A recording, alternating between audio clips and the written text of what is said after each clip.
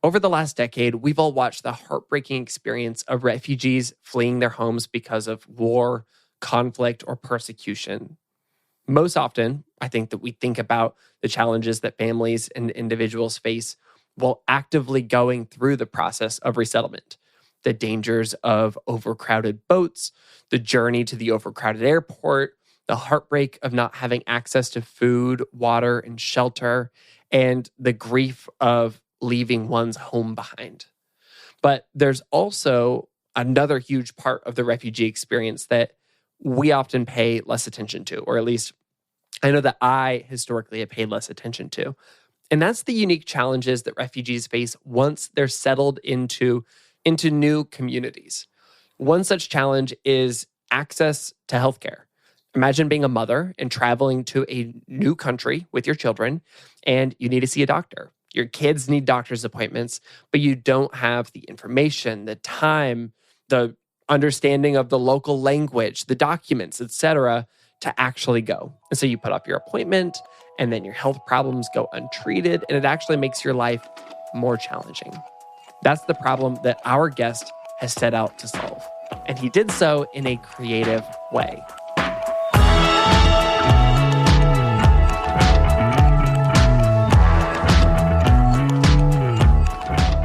This is Sounds Good. I'm Brandon Harvey. Today's guest is Aral Sürmeli, a Harvard-educated doctor who founded an app to help women get more access to healthcare. What makes Aral's work unique is that it focuses on the public health of refugee populations. He's combined his doctor training and his app to help people who wouldn't traditionally have access to healthcare. And in this episode, we talk about how what I, or maybe you, if you're not a refugee, experience with our health is never going to be as difficult or morbid as it is for refugees. And on top of that, you and I probably have a lot more access to resources that refugees haven't been afforded. For example, pregnant women in refugee camps have to jump through a million hoops to communicate with doctors, hospitals, or mental health professionals. And then on top of that, add in the experience of being isolated from your friends and family in your refugee camp.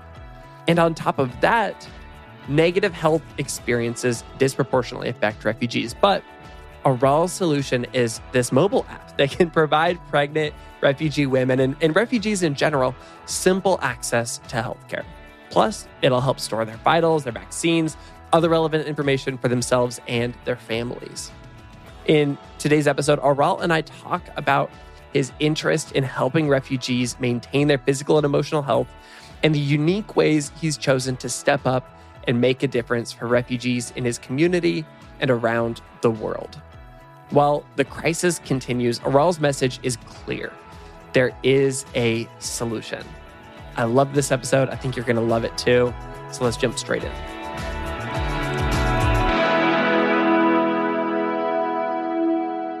Aral, you're in Istanbul, Turkey right now, and you're working to support refugees. And I think a really good spot to start might actually just be talking about the journey that the refugees you serve have gone through.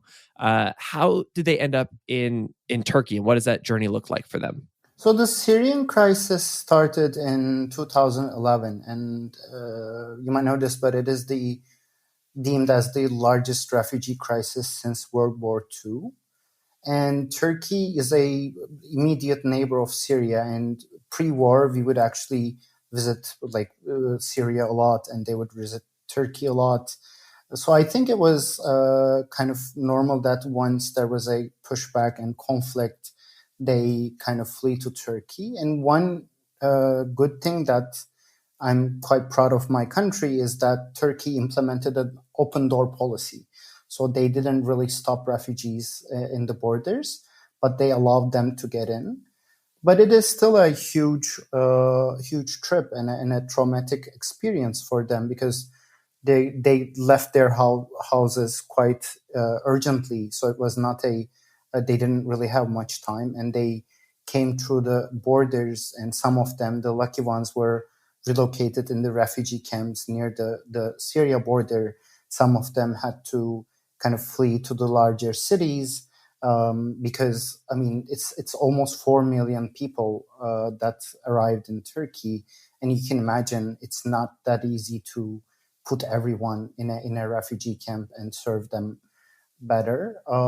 So what we saw is that a lot of them had to relocate to large cities like Istanbul, which harbors almost 1 million Syrian refugees at the Oh, moment. wow. Yeah.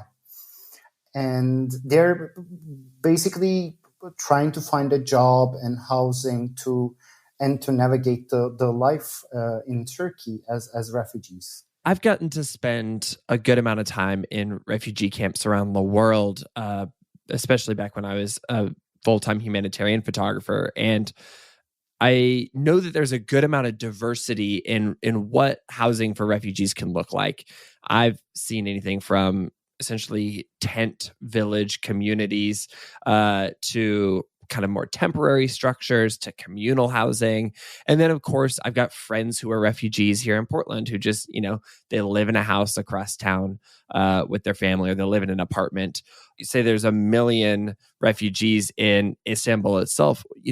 What does the housing situation look like for the people that you're serving? Majority of the refugees in Istanbul live in the suburban parts of the city, so right near the borders of the city, in usually unsafe houses that were either to be demolished or very unhygienic and unsafe. And one thing maybe to mention about Istanbul is a city of 20 million people, and it is under a huge risk for natural disasters and everything. So what we usually see is people living in places that no one should live under. How did you come to the point of serving the refugee community in Turkey? It was a long process, I would say. My experience working with vulnerable populations started in high school, working with different nonprofits. And where did you go to high And school? it's in Turkey, American Rubber College. So we had community involvement projects and everything. Funny thing is, I was actually planning to go to Berkeley to study jazz Huh. guitar. Wow. Yeah. But then I lost my father to pancreatic cancer, and for some reason, not really consciously, I decided to study medicine. That's all I wanted to serve the communities. And then I got interested in public health and humanitarian aid, working in disasters, earthquakes around Turkey and other countries. But what I saw the most working in the clinics that serve these populations was refugees experience a huge trauma of fleeing their homes. And that's how I guess I got involved in working with them, first in the clinics, refugee camps, and then kind of starting my own nonprofit where I can serve them in a different way. I think that sounds so understandable that there would be this trauma from fleeing your home country and moving into a new community, especially when it comes to health. What did some of the challenges look like that were particularly unique to refugees who maybe didn't have access to the care that they needed? Yeah, so I mean, the easiest way to think about it is everything that we experience health-wise, any disease that we experience that are usually not very morbid or really important in our lives, they experience it much worse than that. So I wouldn't say it's specific diseases, but rather how they experience the diseases or how serious that their disease progress goes. Obviously, with the children and women, which are usually my focus, we see a lot of infections that are vaccine preventable, which we have had the solution or the treatment for the last 50 years. But now that we don't have the vaccines for them, it became a huge issue. Again, with the women, being pregnant in a refugee camp or while you're a refugee is a very lonely process. You don't really have people to understand your needs. You can't communicate with the doctor when you go to the hospital. So those are the largest issues that we saw. And obviously, one thing to add here is the mental health cost of being a refugee or fleeing your home. So yeah, I would say those are the biggest issues that I saw in the field.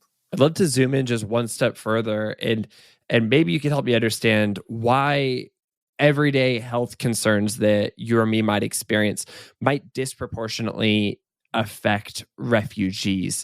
What is it that they are uniquely facing that somebody who's maybe local to Istanbul may not experience in the same way? It starts with the access to healthcare. So when you or me have a disease, we can either go to the pharmacy and pay for the drugs, or quickly go to a doctor or talk to our primary care physician and get what we need. So it's not really that easy for the refugees. If you don't know the language, if you don't know whether you can receive care without paying anything or how much you need to pay, that becomes a whole issue. On top of that, and one of the reasons that we are doing what we are doing is when you are in a new country as a refugee, you have to navigate a lot of things. So you need to find housing, you need to find a job to take care of your family, you need to find schooling for your child.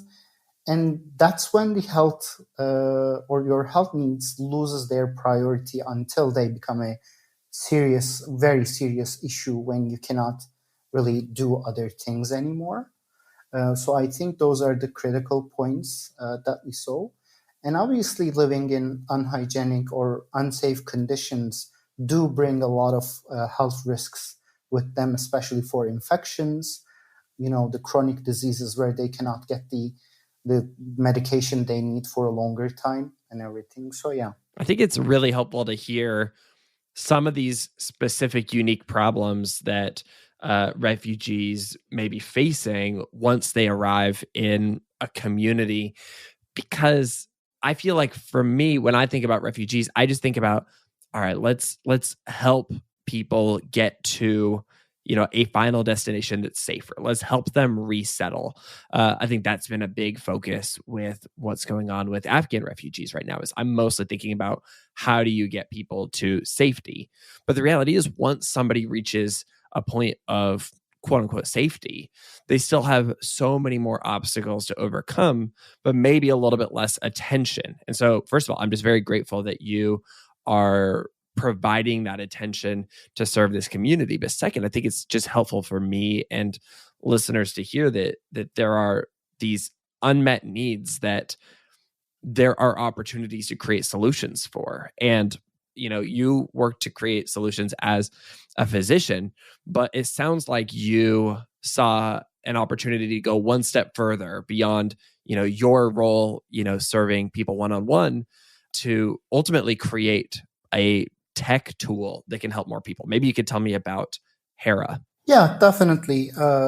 Before I go into HERA, maybe one thing to mention is, when you're in medical school, everyone has something that they're fascinated with. Like many of my friends were amazed by how we do the brain surgeries for really small tumors and how you pull that out and everything.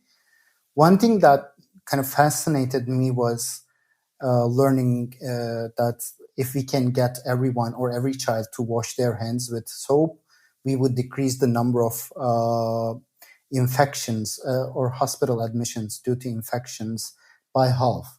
So that's, I guess, how I kind of navigated from serving people to communities rather. But from there, we came to HERA a couple of years ago, and basically what we try to do with HERA is help them access vital or vaccines and pregnancy care through their mobile phones. So how it works is refugee mothers or pregnant women download the HERA app. And it automatically calculates when they need to go for a vaccine appointment for their children or pregnancy checkup if the woman is pregnant.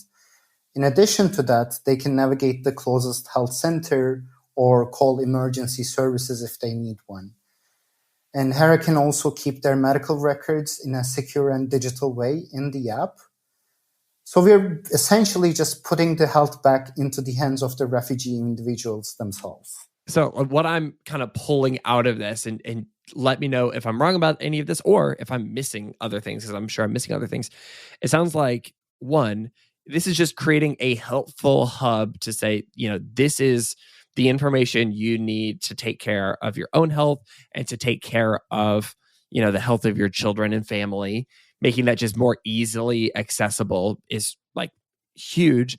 And then two, it sounds like just because of the experience the refugees have of maybe continuing to be mobile and moving to a different community, or maybe being really busy trying to find a job and housing, etc.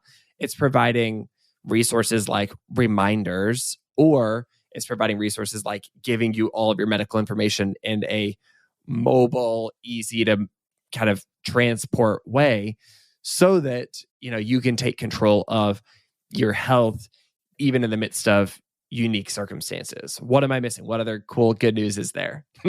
Yeah, no, you've summed it up perfectly. And the idea behind it is the solutions we provide for mobile populations have to be mobile, because as you mentioned, they tend to move a lot, and they move between cities, between countries, and they just need a source that can help them navigate the healthcare services that are available to them. And we do kind of pride ourselves on being not replicating other solutions that exist, but rather help them, connect them with the healthcare sources that they can actually receive. We are going to take a quick break, and when we come back, we are going to talk about how Aral went from having zero technical background to building a mobile app, and now where he's planning on piloting HERA to help refugees in other parts of the world next.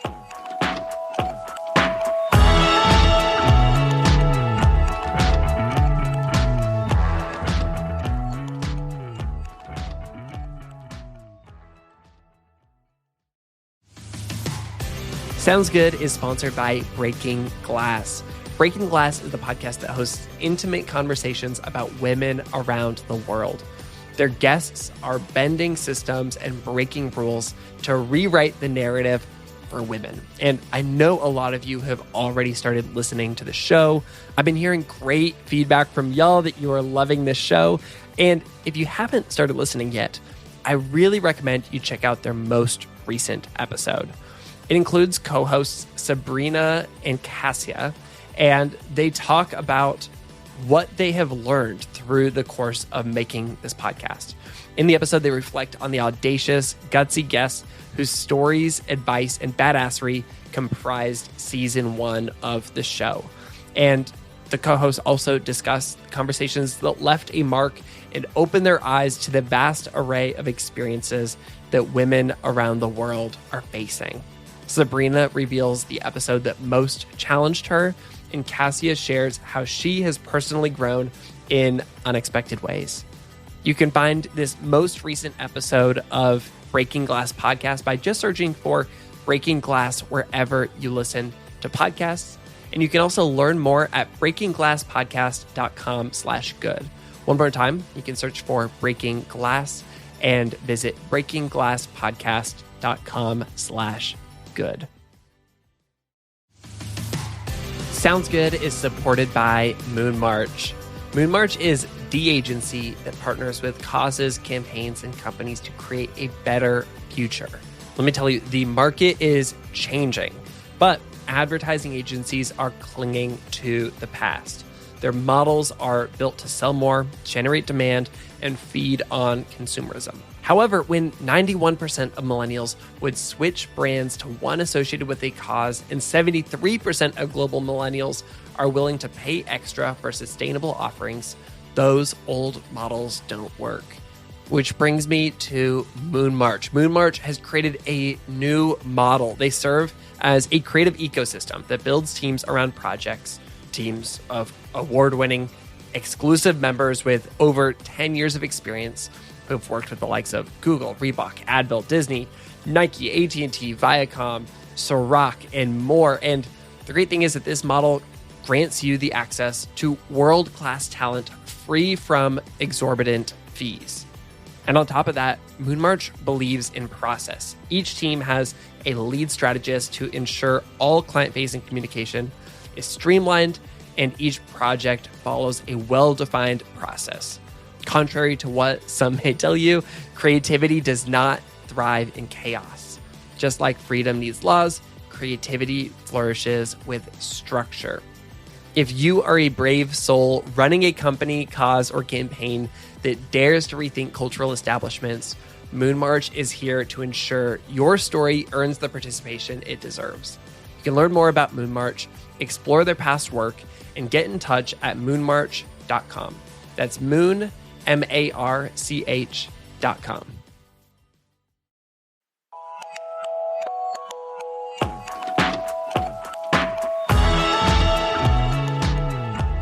You created this when I believe you were a medical student. Did you have any sort of tech background to this? Like, what skills did you bring to the table? Because building an app is hard. It is hard. And to be honest, I really didn't have any technical background. I'm still watching YouTube videos on how to code just to learn. So there is this problem, and how can we solve it? And then we started with more physical solutions like distributing pamphlets or talking to people one-on-one. But then we realized tech would enable a huge scalability for what we are doing. And that's when we realized this makes sense, but we really didn't have the experience to develop it ourselves. So we relied a lot on external service providers or advisors to help us on that. But I'm still learning. I'm a aspiring coder, I would say. That's amazing. And I love you just answered what my follow-up question was going to be, which is that I love that you started small. I think that every single organization, movement, social impact tool that exists started way smaller than it is today. And it's actually just really encouraging to hear that you saw a problem and you said, oh, maybe I can help solve this with pamphlets. And then you said, oh, I can help solve this problem for more people by just taking this to the next level. And who knows what that next level will be after this too. Yeah, that's definitely the way we went about it. And that's how I think solutions that we have for vulnerable populations have to be. They have to I like to say, come from the field. So not from the solution to problem, but rather problem to the solution. Yeah. What does the future look like for this? Right now, it sounds like you were specifically serving refugees in Turkey. Over time, could you see this being expanded to supporting other refugees or maybe expanding the resources that are inside of this app? Yeah, so I would say every forward step that we take, I kind of think of them as a proof of concept or a pilot for something bigger. We did start with Syrian refugees, and one of the biggest problems that we saw were with child and maternal health. But there are actually a lot of uses for mobile tools for other kind of diseases. But more importantly, I think our future is, or the way I like to put it is, have HERA as a tool that can be used even in newly occurring humanitarian disasters, where we can distribute phones to the refugees and help them connect to the healthcare they need, and also connect to the people around the world that they have friends or their families. So I think that's the ultimate goal for me. So the Syrian refugee crisis has been a huge experience for us, and now we are expecting an influx of Afghan refugees over the next couple of years. And we are also kind of seeing if we can pilot with other populations in India, Nigeria, and Iraq, whether this would be useful. So I think that's the process or the future that we see with HERA. And Afghanistan is either a border country or super close to Turkey, right? Yeah, we don't actually share borders with Afghanistan, but yeah, we are pretty close. How welcoming will Turkey be to Afghan refugees? Do you know yet? Is there any kind of indication what that's going to look like? I mean, I think it's hard to know for sure. There are a lot of political and economic gears on the move. One thing that I know is the Syrian refugee community in Turkey is the largest refugee population in the world. Oh, wow. And we did kind of the services, the public services were overstretched. So I'm really not sure how it's going to play out with the influx of Afghan refugees, or whether it will take a long time for them to resettle in Turkey. And to my knowledge, there's still nothing certain on whether Turkey will accept anyone or whether they'll move to another country. So it's really hard to kind of think about serving them at the moment. That makes sense. I can imagine there's a lot of moving parts, and I'm just very grateful that you and your community are serving this community of refugees right now. I think that's really cool to hear, and I'm hopeful for more for the future, and I'm grateful for your technology, which will hopefully scale to have more of an impact. As we close our conversation, I want to wrap with one more question, which is just that for others who are perhaps serving a community or have a certain care for, some cause that matters a lot to them, and they know that they want to start something that makes a difference, that's maybe a little bit outside the box, a little bit creative, what advice would you give to them as somebody who has created something outside the box, a little bit creative, and ultimately built to help people and make a difference? I think one thing I saw and experienced throughout my journey in the humanitarian or nonprofit sector is the pivots. So I would recommend not being afraid of pivots because it was a huge part of my journey. And this doesn't mean that the solutions that we come up with are not important, but all of them kind of build up to the point that we come at the end. So I would say, don't be afraid of pivots and always be on the look for opportunities or even the pain points that you see in the community that you want to work with.